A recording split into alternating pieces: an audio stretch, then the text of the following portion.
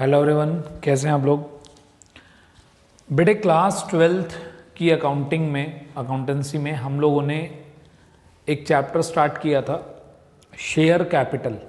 ठीक, और share capital में अब तक 3 क्लासेस हमारी हो चुकी।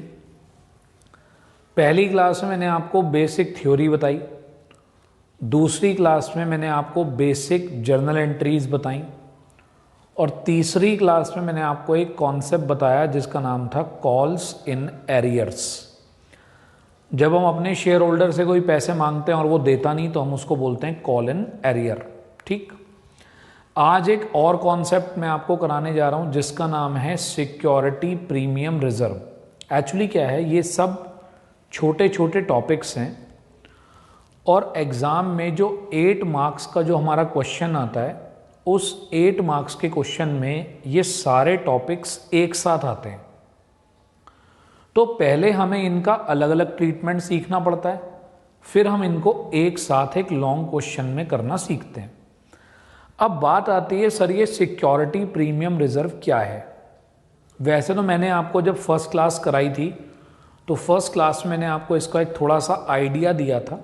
आज इसको मैं पूरा डिटेल में करा रहा हूँ। इसका न्यूमेरिकल मेरा मेन टारगेट है, इसका न्यूमेरिकल कराना। बेटे सामने आपके मीनिंग लिखा है, सिक्योरिटी प्रीमियम रिजर्व क्या होता है।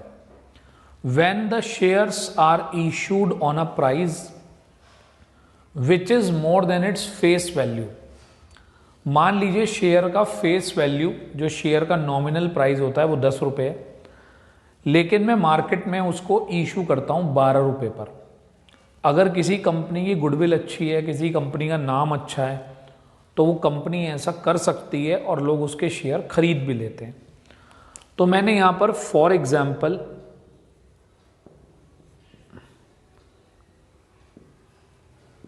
When the face value is ₹100 and the share is issued in the market at ₹140, then ₹40 is security premium. Correct. और ये जो सिक्योरिटी प्रीमियम होता है ये एक अलग अकाउंट में हम ट्रांसफर कर देते हैं, इसलिए इसका नाम हो जाता है सिक्योरिटी प्रीमियम रिजर्व। वैसे तो ये सिक्योरिटी प्रीमियम है, लेकिन हम इसे एक अलग अकाउंट में ट्रांसफर करते हैं, इसलिए इसका कंप्लीट नाम बन जाता है सिक्योरिटी प्रीमियम रिजर्व। यानी कि कहने का मतलब ये है, हम अपने शेयर होल्डर्स से 100 की चीज़ के बदले 140 रुपये ले रहे हैं, 40 रुपये 40 रुपीज़ हम उससे एक्स्ट्रा ले रहे हैं। करेक्ट। तो इस एक्स्ट्रा लेने को ही हम बोल रहे हैं सिक्योरिटी प्रीमियम रिजर्व। तो जितने भी सिक्योरिटी प्रीमियम रिजर्व की हमारे पास अमाउंट आती है, हम उस अकाउंट को एक सेपरेट अकाउंट के अंदर डाल देते हैं, जिस अकाउंट का नाम है सिक्योरिटी प्रीमियम रिजर्व अकाउंट। ठीक है। तो आप एक बात समझ गए होंगे कि ये हम पब्लिक से एक्स्ट्रा पैसे ले रहे हैं। अब इसके लिए ये जो हम एक्स्ट्रा पैसे ले रहे हैं, इनका हम क्या यूज कर सकते हैं। क्या हम इस एक्स्ट्रा पैसे से अपनी बिल्डिंग खरीद सकते हैं? क्या हम इस एक्स्ट्रा पैसे से अपनी किसी लायबिलिटी का पेमेंट कर सकते हैं? तो इसके लिए भी सिक्योरिटी प्रीमियम रिजर्व का हम क्या यूज़ कर सकते हैं, वो कंपनीज एक्ट के सेक्शन 52 सब सेक्शन 2 के अंदर ये लिखा हुआ है। Section 52 sub section 2 of the companies act 2013 में मैंशनड है कि हम ये केवल 5 यूज ही कर सकते हैं इस सिक्योरिटी प्रीमियम की अमाउंट के। यानी कि अगर आपने शेयर होल्डर से एक्स्ट्रा पैसे ले भी लिए हैं तो आप उसके केवल ये 5 यूज कर सकते हो। इन 5 से कोई भी 6th यूज आप नहीं कर सकते, वो कंपनीज एक्ट के अकॉर्डिंग ठीक नहीं होगा। अब देखिए, ये एक थियोरिटिकल पोर्शन है, ये थ्योरी में आया हुआ है एग्जाम में बहुत बार। सबसे पहला है कि आप उस पैसे का जो यूज़ है वो अपने शेयर होल्डर्स को बोनस शेयर देने के लिए कर सकते हो। बोनस शेयर एक फ्री में शेयर होते हैं जो आप अपने शेयर होल्डर्स को देते हो। तो बोनस शेयर देने के लिए कर सकते हो। अगर कंपनी का कोई प्रिलिमिनरी एक्सपेंस है, बेटे प्रिलिमिनरी एक्सपेंस होते हैं जब कंपनी बनती है, फॉर्म होती है, तो उस टाइम पर जो एक्सपेंसेस होते हैं उसको बोला जाता है प्रिलिमिनरी एक्सपेंस। तो आप प्रिलिमिनरी एक्सपेंस करने के लिए आप इसका यूज कर सकते हो, ठीक, इस अमाउंट का। अगर आपने कोई सिक्योरिटी जैसे कि शेयर्स, डिबेंचर्स, इन्हें इशू करने के लिए कोई खर्चा कराए, कोई कमीशन पे करी है, कोई डिस्काउंट आपने दी है, तो उस डिस्काउंट, उस कमीशन, उस एक्सपेंस को राइट ऑफ करने के लिए, मतलब उसे P&L में डालने की ज़रूरत नहीं है, उसे मीट आउट करने के लिए भी SPR का यूज़ हो सकता है। सिक्योरिटी प्रीमियम रिजर्व को शॉर्ट फॉर्म में कहा जाता है SPR, that is security premium reserve. Providing for premium on redemption of preference share या डिबेंचर। पहली वर्ड तो यही खतरनाक आ गया, रिडम्पशन। अभी लग रहा है खतरनाक, आगे चल के नहीं लगेगा, क्योंकि हमारे यहाँ एक चैप्टर ये रिडम्पशन ऑफ डिबेंचर आपको वहाँ पर सिखाया जाएगा। बेटे रिडम्पशन का मतलब होता है रीपेमेंट, पैसे वापस लौटाना। अगर प्रेफरेंस शेयर या डिबेंचर के ज़्यादा पैसे आपको लौटाने पड़ गए, जिसे बोलते हैं प्रीमियम ऑन रिडम्पशन, 1 लाख के डिबेंचर के बदले 1,10,000 रुपये अगर वापस करने पड़ गए, तो वो जो 10,000 एक्स्ट्रा अमाउंट है उसे देने के लिए भी SPR का यूज़ हो सकता है।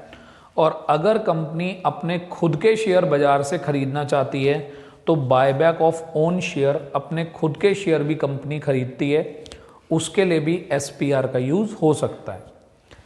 अब आगे की बात आती है कि सर इसका क्या हमारे कुछ न्यूमेरिकल पोर्शन में इसका कुछ यूज़ है, तो आंसर है नो। न्यूमेरिकल में तो इसका कोई यूज़ नहीं है यूटिलाइजेशन का। न्यूमेरिकल के लिए तो जैसा मैंने आपको पहले कराया, मैं आपको एक एग्जांपल दूंगा और आज आपको बताऊंगा कि सिक्योरिटी प्रीमियम रिजर्व को किस तरीके से हम प्रेजेंट करते हैं, ठीक है। तो सिक्योरिटी प्रीमियम रिजर्व का ट्रीटमेंट मुझे आज आपको बताना है कि अगर किसी क्वेश्चन में ऐसे आ जाए कि हमने 10 वाला शेयर 12 में, या 20 वाला शेयर 25 में, या 100 वाला शेयर 150 में, ये हमने इस तरीके से करा है, तो उसका ट्रीटमेंट हमें जर्नल एंट्री में कैसे करना है, ठीक है। ये मेरी आपको एडवाइस है, आप अपने पास कॉपी कर लीजिए, क्योंकि जब हमारा एक टॉपिक शुरू हो चुका सिक्योरिटी प्रीमियम रिजर्व, तो उसके बारे में जो भी चीज़ें हैं हम सब एक ही जगह कर लें तो ज़्यादा अच्छा है। उसका मीनिंग, उसके यूजेस, उसका न्यूमेरिकल सब एक जगह कर लेते हैं, ज़्यादा अच्छा रहेगा, ठीक है। चलिए इसको कॉपी करिए, फिर मैं आपको इसका न्यूमेरिकल पोर्शन करवाता हूँ, ठीक है। अब देखिए जी, अब हम लोग देखेंगे सिक्योरिटी प्रीमियम का अकाउंटिंग ट्रीटमेंट। तो लिखना शुरू करिए मेरे साथ साथ, अकाउंटिंग ट्रीटमेंट ऑफ, शॉर्ट में लिख रहा हूं मैं SPR, मतलब सिक्योरिटी प्रीमियम रिजर्व। मेरे साथ आप एग्जाम्पल कॉपी करेंगे, मैं रब कर दूंगा एग्जाम्पल अभी, इसलिए आप कॉपी कर लीजिए। Y limited issued 10,000 shares of ₹100 each at ₹150 per share. Amount was payable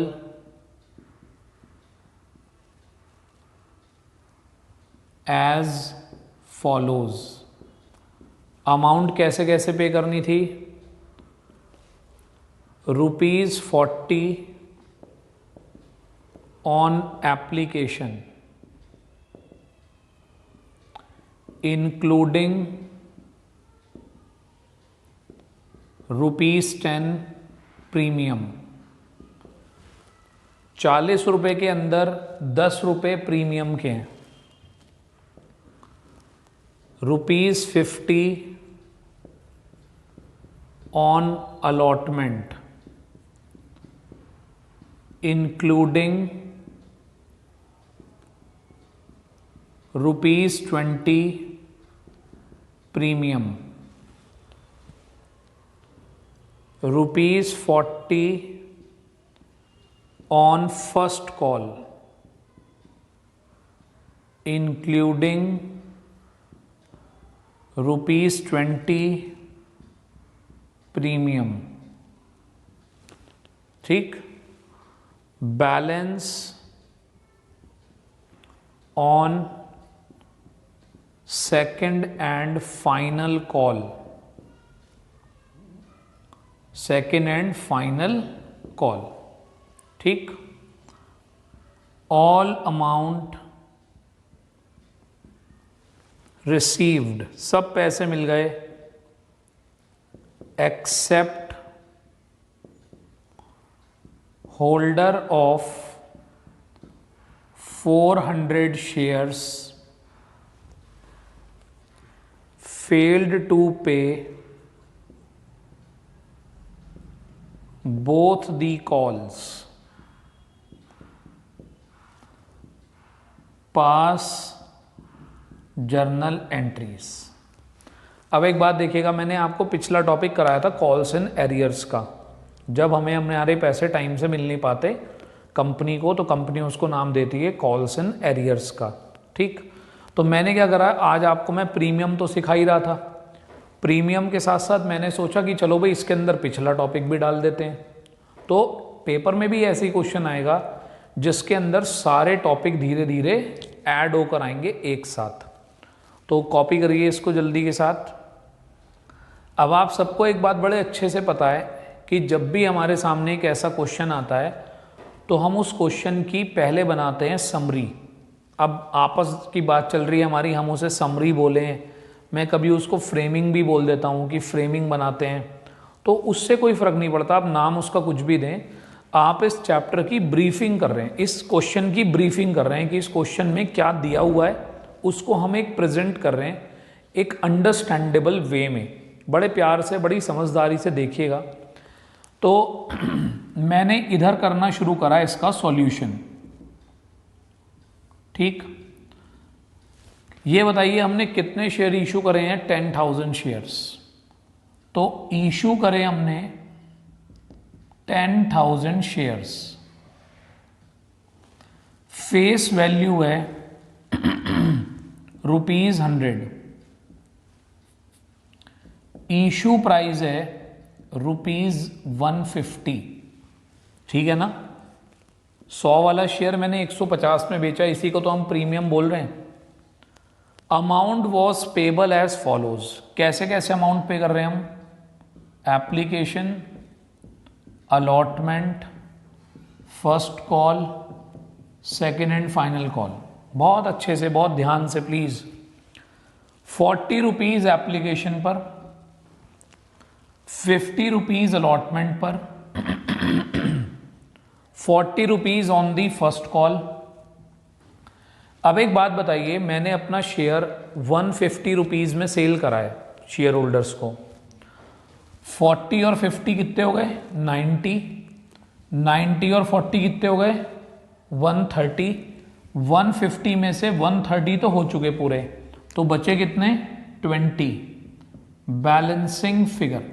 अब एक और बात, इस 40 रुपीज के अंदर इंक्लूडिंग 10 रुपए प्रीमियम, इंक्लूडिंग आप समझते हैं इसके अंदर जुड़ा हुआ है, तो यानी कि इस 40 रुपीज में से इस तरीके से है 30 + 10, 30 रुपीज शेयर कैपिटल के, मतलब शेयर के नाम के, और 10 रुपीज प्रीमियम के हैं।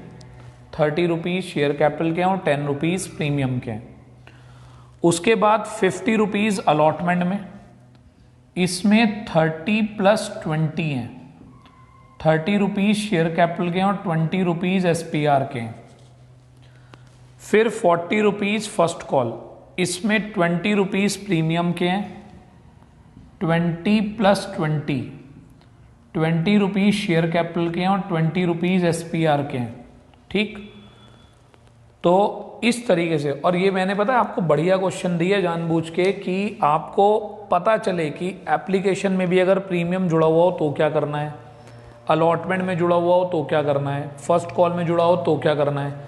मोस्टली पेपर के अंदर ऐसा क्वेश्चन आता है जिसमें केवल अलॉटमेंट में ही जुड़ा हुआ होता है। मैंने तो आपको और आगे तक का बता दिया कहीं भी जोड़ा हो तो सब एक साथ हो जाए हमारा। ठीक है जी। उसके बाद मैंने इसके अंदर एरियर्स भी डाल दी कि एक पर्सन ने मेरे पैसे नहीं दिए, 400 शेयर हैं, उसने मेरी कॉल्स का पेमेंट नहीं करा। तो जरा इधर देखिएगा आप ध्यान से, 400 मैंने आपको पिछली क्लास में 2 क्वेश्चन कराए थे कॉल इन एरियर के, ये दे दिया, ये दे दिया, ना फर्स्ट कॉल दी ना सेकंड कॉल दी।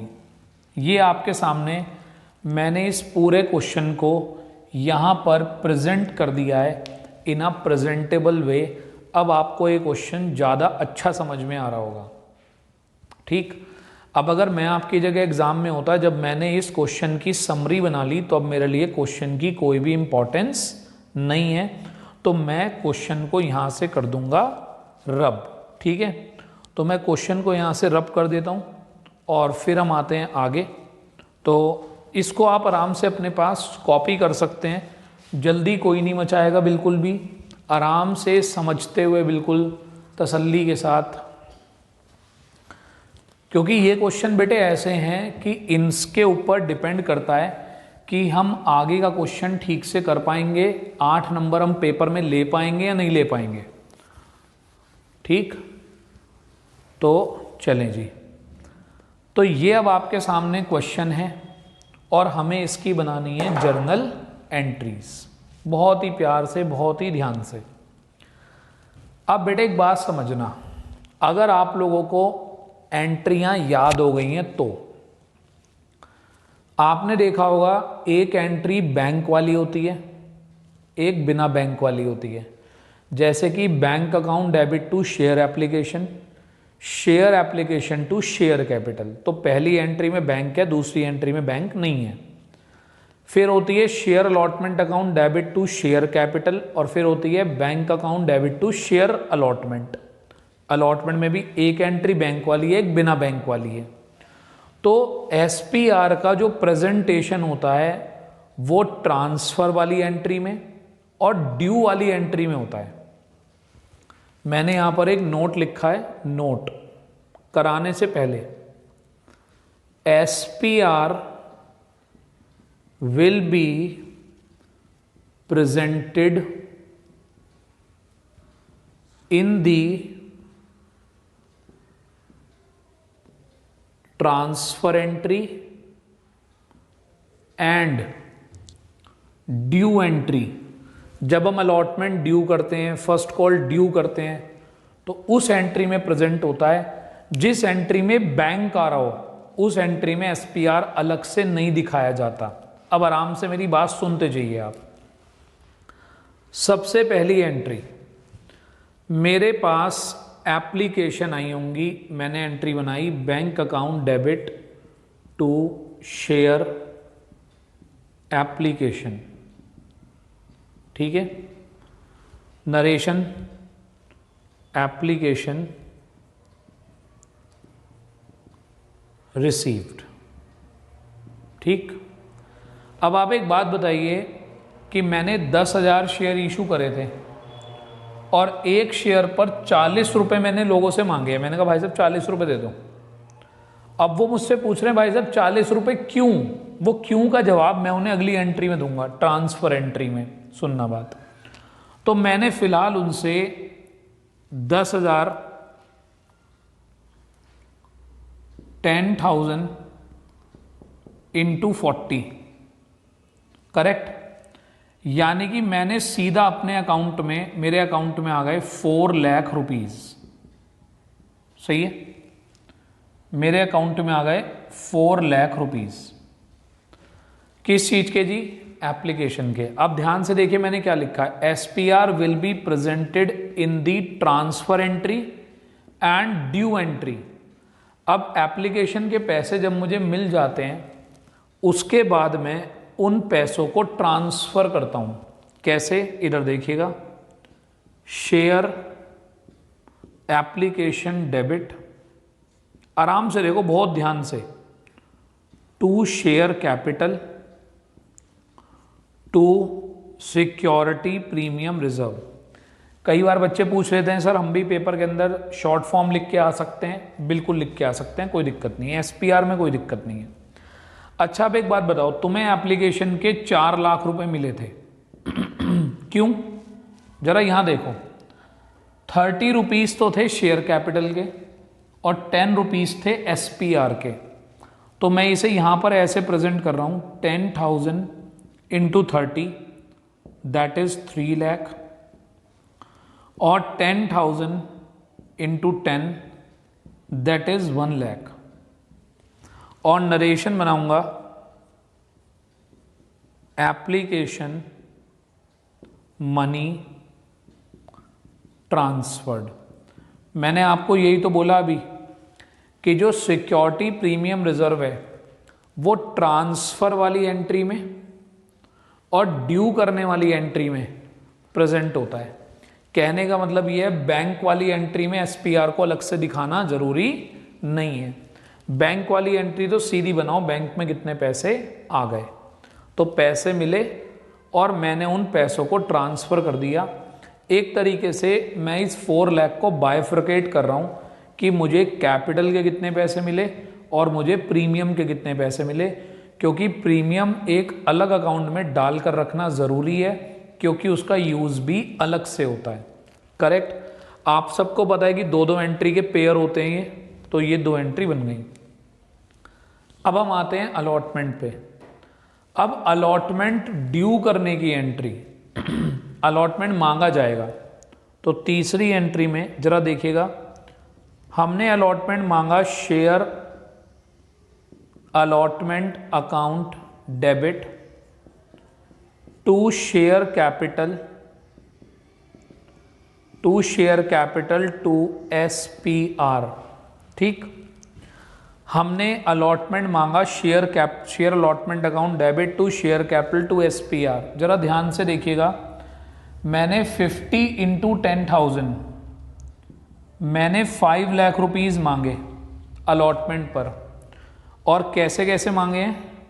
10,000 इंटू 30 3 लाख रुपीज तो शेयर कैपिटल के, और 10,000 into 20 2 lakh rupees security premium reserve के।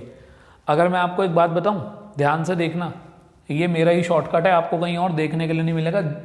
पूरे इंटरनेट की खाक छान लेना, ये शेयर कैपिटल का चैप्टर जैसे मैं पढ़ा रहा हूं आपको कहीं नहीं मिलेगा, कहीं भी नहीं मिलेगा, ये मेरी गारंटी है।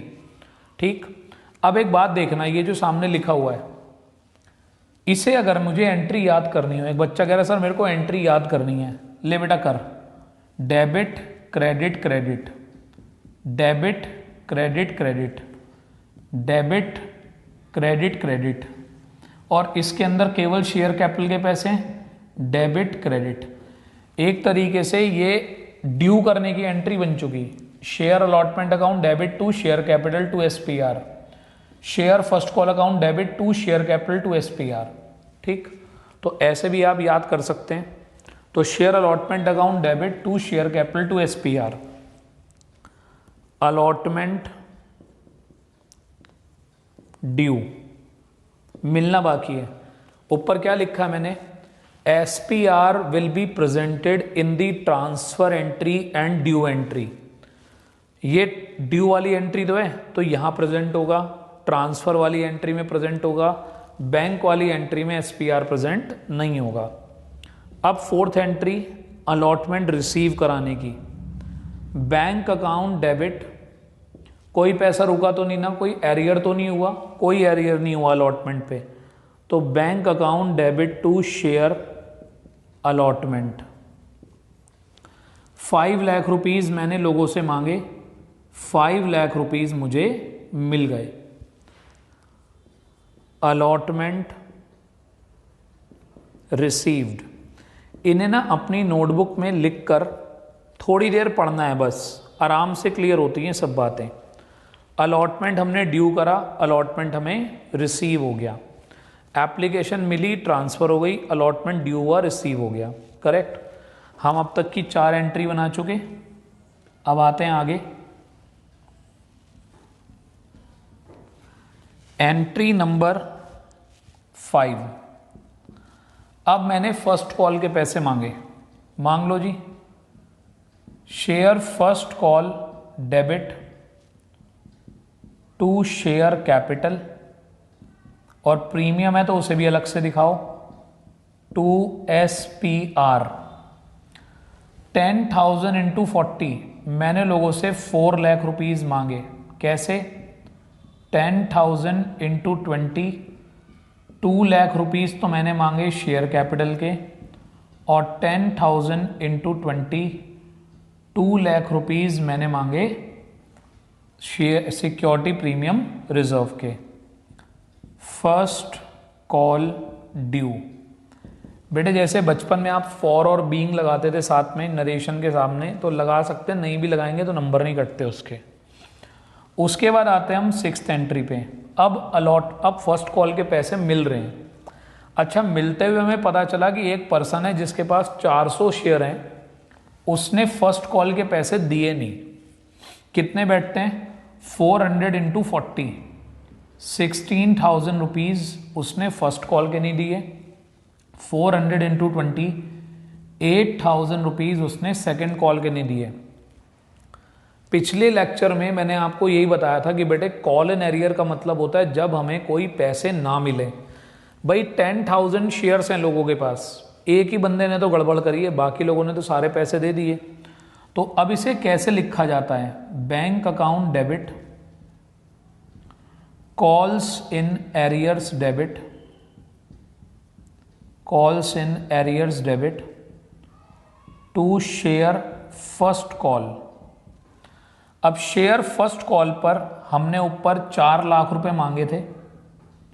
4 लाख में से 60,000 रुपीज़ मुझे नहीं मिले, कोई बात नहीं, बाकी तो मिले। तो जो मिल गए उसकी एंट्री मैंने कर दी 3,85,000। This is balancing figure being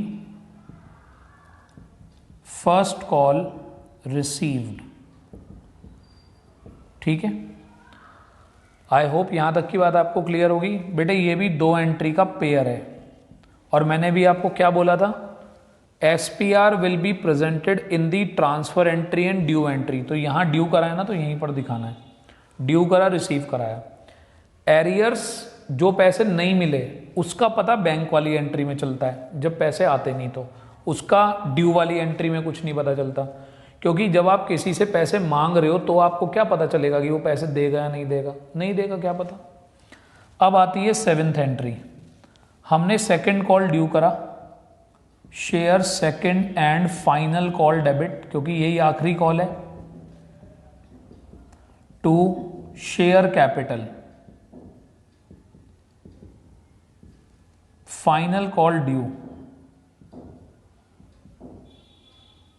ठीक, 10,000 शेयर्स पे 20 रुपीज के रेट से 2 लाख रुपीज। और जब मिलने की बारी आई तो कुछ एरियर्स हुआ है, तो bank account debit, calls in arrears debit to share second and final call. ठीक, 2 लाख पर 8,000 रुपीज का एरियर हुआ, 192 मेरे अकाउंट में, बैलेंसिंग फिगर। ठीक बेटे, रिकॉर्डेड क्लासेस की सबसे बड़ी एडवांटेज ये होती है that you can revise n number of times. आप इन्हें कभी भी रिवाइज कर सकते हैं, कभी भी इन्हें देख सकते हैं, कोई आपको रोकने नहीं आ रहा है यहाँ पर। प्लीज़ इन कॉन्सेप्ट्स को क्लास वाइज अपनी नोटबुक में रिकॉर्ड जरूर करना, वरना इनका कोई फ़ायदा नहीं है। ठीक है, बहुत तरीके से करा रहा हूँ मैं आपको कॉन्सेप्ट, सारे के सारे छोटे छोटे कॉन्सेप्ट करके। पहले मैंने आपको बेसिक आइडिया दिया फर्स्ट क्लास में, सेकंड क्लास में आपको बेसिक एंट्रीज कराई, थर्ड क्लास में मैंने आपको कॉल्स इन एरियर्स बताया, और आज की 4th क्लास में मैंने आपको बताया सिक्योरिटी प्रीमियम रिजर्व का ट्रीटमेंट कैसे करते हैं। तो सर, सिक्योरिटी प्रीमियम रिजर्व को केवल रिप्रेजेंट करने की ज़रूरत होती है, वो भी हम ट्रांसफ़र एंट्री, अगर वो एप्लीकेशन में है तो ट्रांसफ़र एंट्री में प्रेजेंट करेंगे, और अगर वो किसी और के साथ है, अलॉटमेंट फर्स्ट कॉल या सेकंड कॉल के साथ है, तो हम उसे ड्यू करने वाली एंट्री में प्रेजेंट करेंगे। दूसरी बात, अगर क्वेश्चन कभी साइलेंट है तो हम ये मानकर चलेंगे कि अलॉटमेंट के अंदर प्रीमियम इंक्लूड है। If the question does not say anything about where the premium is included, तो आप नोट कर लीजिए, अगर क्वेश्चन साइलेंट है, वो कुछ नहीं कहता, वो केवल इतना कहता है मैंने 100 वाला शेयर 120 में बेचा तो 20 रुपए एक्स्ट्रा लिए, तो वो किसके अंदर इंक्लूड हैं, तो हम मानेंगे कि वो अलॉटमेंट के अंदर इंक्लूड है। ठीक, ये तो खैर जब आप प्रैक्टिस करेंगे मैं साथ साथ आपको लिखवाता भी रहूँगा सब। तो चलिए प्लीज़ आप इसको आराम से कॉपी करिए, मुझे नहीं लगता कोई आपको डाउट आना चाहिए। अगर आपको कोई डाउट आता है तो प्लीज़ आप पूछ सकते हैं अपनी प्रॉब्लम्स। ठीक है, जो बच्चे हमारी ऐप यूज़ कर रहे हैं वो तो कर ही सकते हैं, प्रॉब्लम पूछ ही सकते हैं। उसके अलावा अगर कोई बच्चा केवल यूट्यूब पे लेक्चर देखता है तो वो भी यूट्यूब पर अपना कॉन्टैक्ट नंबर छोड़ के मैसेज कर सकता है। अगर मौका लगा तो उसकी प्रॉब्लम भी हम एड्रेस करने की कोशिश करेंगे। ठीक है, चलिए इसको कॉपी कर लीजिए। Thank you, have a nice day.